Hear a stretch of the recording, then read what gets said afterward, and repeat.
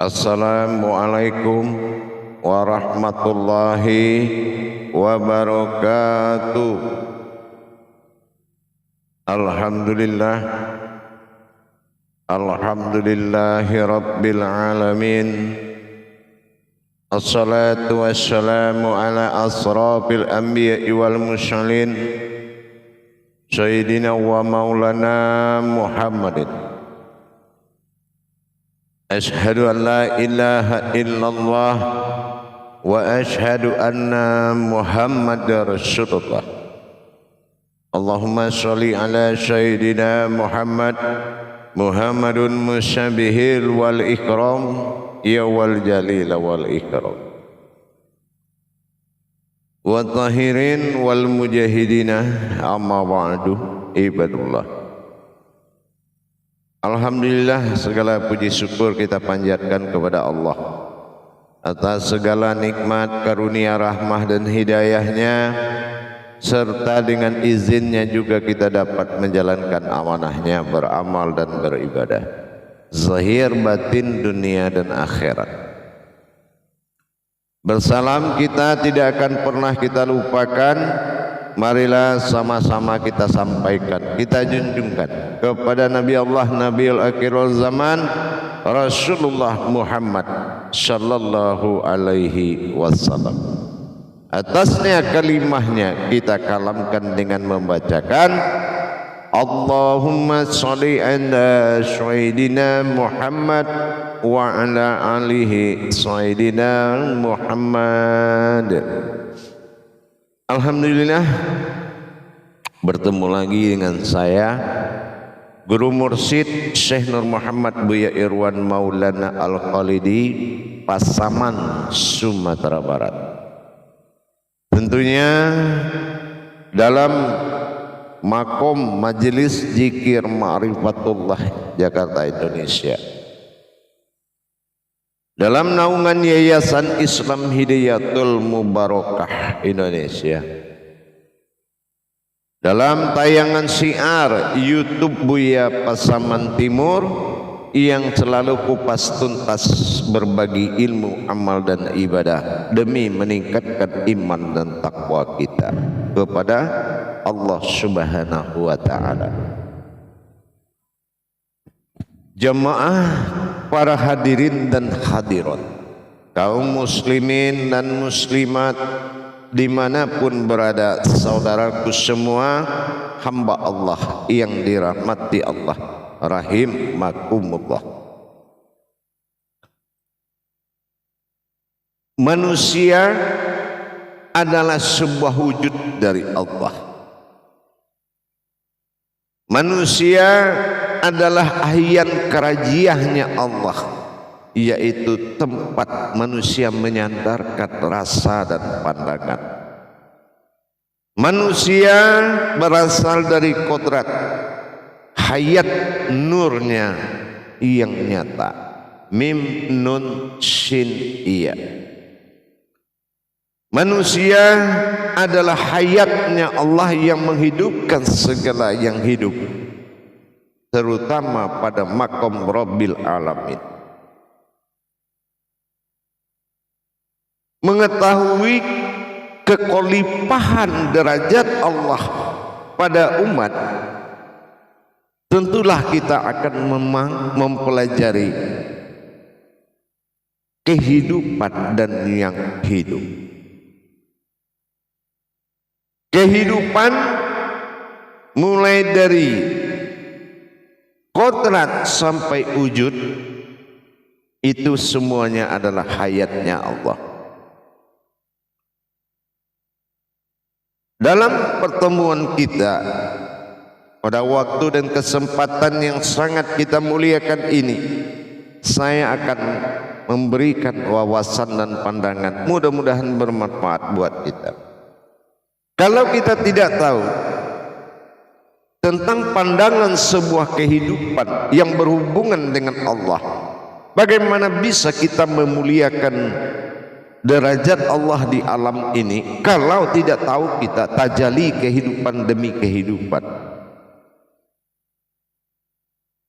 menyatukan kehidupan dengan yang hidup, tentunya kita harus melihat kodratnya. Kehidupan dan hidup ini disebut dengan nurul alal nurin. Artinya ada yang hidup di dalam kehidupan,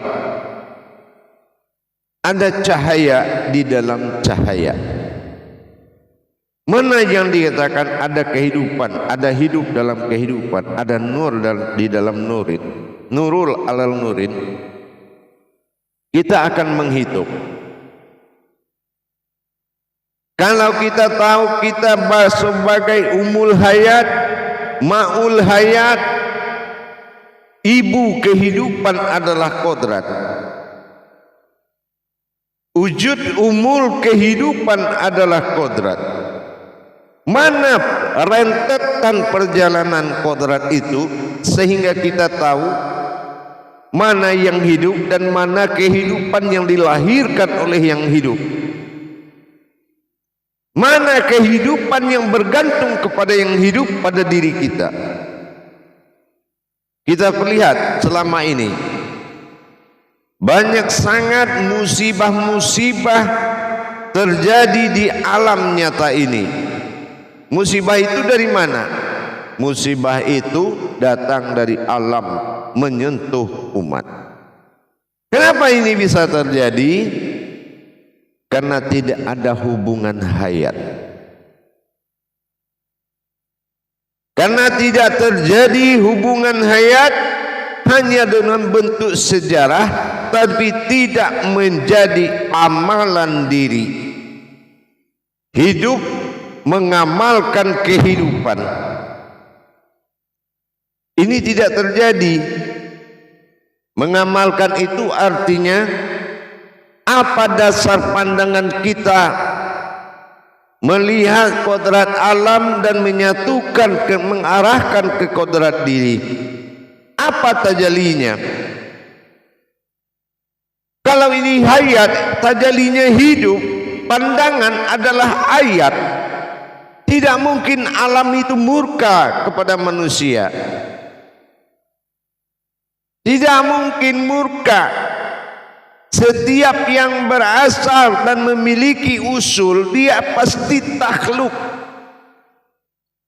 pasti menghormati, pasti menjunjung tinggi setiap kehidupan kepada yang hidup, dan yang hidup pasti berhadap dan menyembah yang menghidupkan.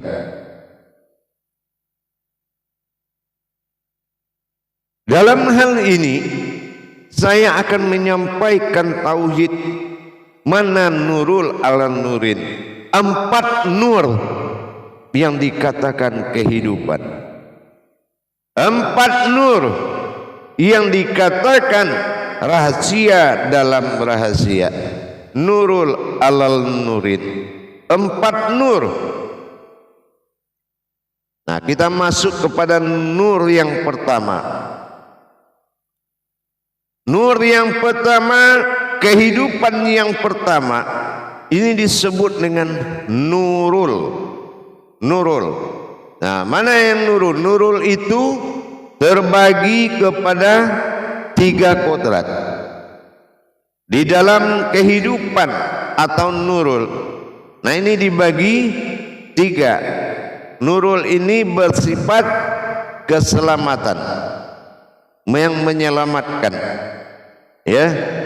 Nah, yang pertama disebut dengan nurul Islam. Ini bagian dari nurul. Yang pertama dulu, nurul Islam. Nurul Islam ini hakikat kodratnya seperti bintang. Bintang itu derajat. Nah, ini ingat. Jadi kalau hidup di bawah nurul, ingat jangan sampai di bawah derajat alam. Ini nurul Islam. Islam butuh derajat bintang. Yang kedua, pecahan dari nurul ini nurul iman. Nah, nurul iman ini adalah ilmu. Kodratnya seperti wujud bulan, memberikan, menerima dan memantulkan. Ini namanya nurul ilmu, Nurul iman bernama kodratnya ilmu, wujudnya bulan. Yang ketiga nurul, pecahan dari nurul adalah nurul ihsan. Nah ini matahari memberikan kehidupan. Nah itu adalah kodrat. Dan ini adalah fungsi alam. 3 kodrat. Nah itu dalam satu nurul. Itu kita laksanakan. Bahwasan ini adalah kehidupan. Harus ada derajat, harus ada ilmu. Dan harus hayat di dalam nurnya Allah. Ini nurul ihsan. Jelas keumatan, jelas ilmu, dan jelas kodratnya. Ini nurul yang 3. Makanya di langit itu ada 3. Nur yang kedua dikatakan dengan Nur Muhammad. Nah, mana yang dikatakan Nur Muhammad? Inilah alam semesta. Alam semesta ini adalah nurnya Muhammad, nur yang memuji, nur yang bertasbih, beribu-ribu tahun dia bertasbih memuji Allah. Inilah alam, ini yang Nur Muhammad. Kodratnya alam nyata. Kodratnya alam nyata. Kodrat dari Nur Muhammad itu alam nyata disebut dengan ruh. Kodratnya alam nyata ini adalah ruh. Apa? Ruh hayat, hidup. Jadi alam nyata ini tidak ada yang mati. Alam nyata ini hidup semuanya. Apapun yang kamu aja berbicara, dia akan berbicara. Tapi berbicaranya dengan ayat Al-Quran bernama kalam. Kalam itu kejadian. Kalam itu bukan suara yang terdengar, tapi kalam itu adalah kejadian. Begitu kita tanya, dia akan menjawab dengan reaksi. Itu nur yang kedua, Nur Muhammad. Di Nur Muhammad baru ada nur satu lagi dikatakan Nurullah. Mana yang dikatakan Nurullah? Inilah wujud kita manusia. Inilah Nurullah. Apa hakikat Nurullah itu? Nurullah itu hakikatnya adalah zat yang terlihat. Itu Nurullah. Jadi Nurullah itu bukan seperti Nurul. Kalau Nurul itu ada cahayanya, tapi kalau Nurullah itu terlihat. Nur Muhammad juga terlihat, tidak ada cahayanya, tapi namanya Nur. Kenapa Nur? Sandaran Allah memberikan nama Nur. Nur itu adalah sinar yang tidak pernah salah. Sebuah sinar yang tidak pernah salah. Sinar itu adalah nur hayat, tidak akan pernah ada mati. Nah, itu yang dikatakan nur. Dan tidak boleh dikotori. Itu adalah yang nur yang ketiga adalah Nurullah. Setelah kita melihat wujud Nurullah adalah zat. Inilah jasad. Baru kita melihat nur yang terakhir, yaitu nur hak Allah. Nah gitu ya, nur hak Allah. Nah mana nur hak Allah? Inilah diri ruhani, inilah diri insan, ihsan, inilah diri batin. Nah itu dinamakan nur hak Allah. Nah, nur hak Allah inilah yang menyebabkan 3 nur lagi nyata ada. Inilah nur hak.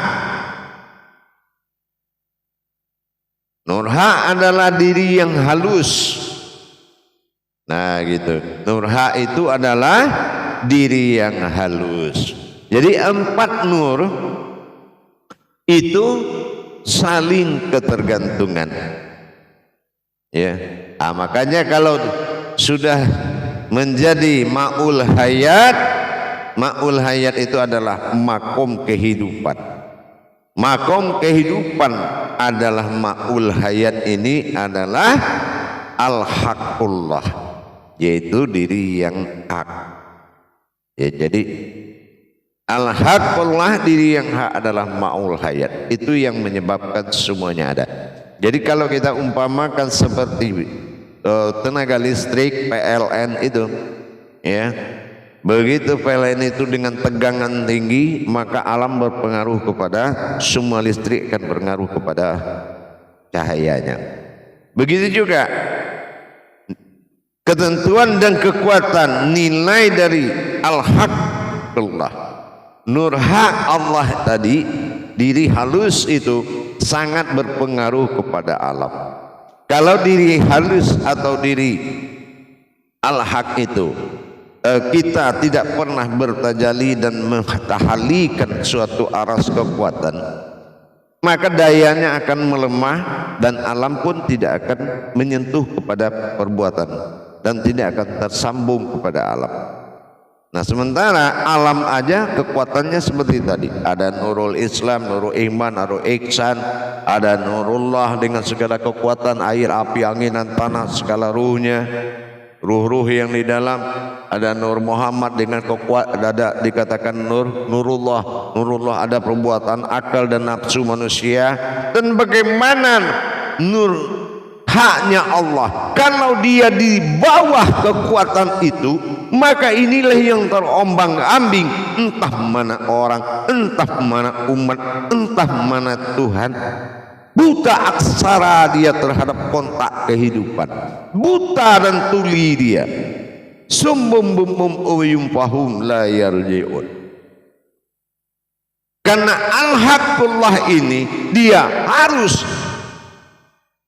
ada penyembahan dan wujudnya, yaitu wujud yang menjadikan.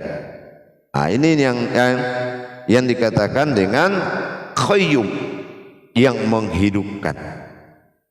Jadi siapa yang menghidupkan?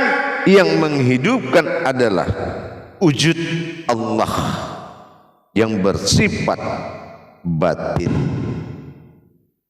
Nah, disinilah baru ada tersambung hayat tadi. Nah, inilah yang dikatakan Rabbil Alamin. Kalau memang kita mendirikan diri yang dikatakan nur hak Allah, maka semua akan tafakur kepada ma'ul hayat khalifah di muka bumi ini. Itu adalah wujud Allah. Nurullah zatnya Allah, nur hak Allah adalah diri yang batin. Ini yang dikatakan ada diri batin di dalam alam batin. Nah, alam ini semuanya batin. Kenapa di batin? Tidak mungkin ada zahir kalau tidak ada batinnya. Ibarat tidak ada mungkin sebuah kehidupan kalau tidak ada yang hidup. Tidak mungkin ada asma kalau tidak ada husnanya. Nah, ini sudah nyata. Manusia ini adalah kodrat umul alam, umul hayat, ma'ul hayat. Harusnya semuanya di bawah kendali utusan Allah, yaitu rahmatan fil alamin Muhammad sallallahu alaihi wasallam, beruhi al-izzatin wa ruhani al-insan. Inilah kita sebagai ruhaninya Muhammad, hayatnya Allah, khalifah di depan bumi ini. Itu tajalinya. Empat nur ini akan selalu tersambung siang dan malam. Maka kita sudah bisa berobitah dengan alam ini dengan wasilahnya Allah. Maka Rahman dengan Rahim ini disebut pengasih dan sayang, kasih sayang. Jadi akhirnya apa? Antara kita rahimnya Allah dengan rahmannya Allah alam harusnya berkasih sayang di dalam kodrat batin zat dan nur. Inilah yang bis atau batin Allah. Jadi kalau sudah datang penghulu dari alam itu tadi, dari yang kodrat yang empat itu, kalau hayatnya nur hak Allah itu maujud hadir ke tengah-tengah empat nur tadi, maka disinilah terjadinya sebuah wala tafaraqu la bismillah.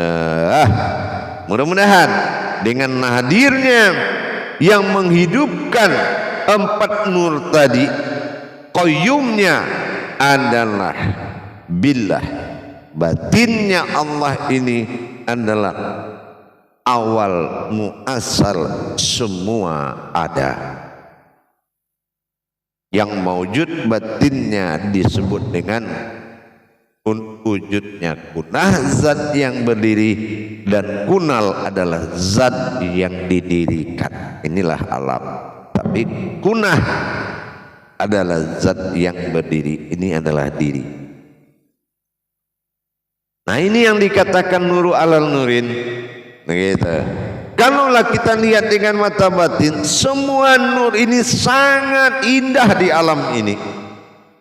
Makanya untuk memberikan hadas, ibaratnya buang hadas, kita berdiri kencingkan semua itu rasanya ada malu di diri kita. Ya, karena semuanya terbuat dari nurnya Muhammad. Nur Muhammad itu ada dalam surat Al-Quran. Alam ini Al-Quran, artinya Al-Qara'an, isinya Al-Quran, yang hidup di dalamnya Al-Qur'ain. Jelas sudah. Nah, dengan demikian tinggal kita menjaga, menghormati dan menjagalah. Makanya Al-Quran katakan janganlah kamu berjalan dengan sombong di muka bumi. Karena seperti itu. Karena semuanya terjadi dari nurnya Muhammad.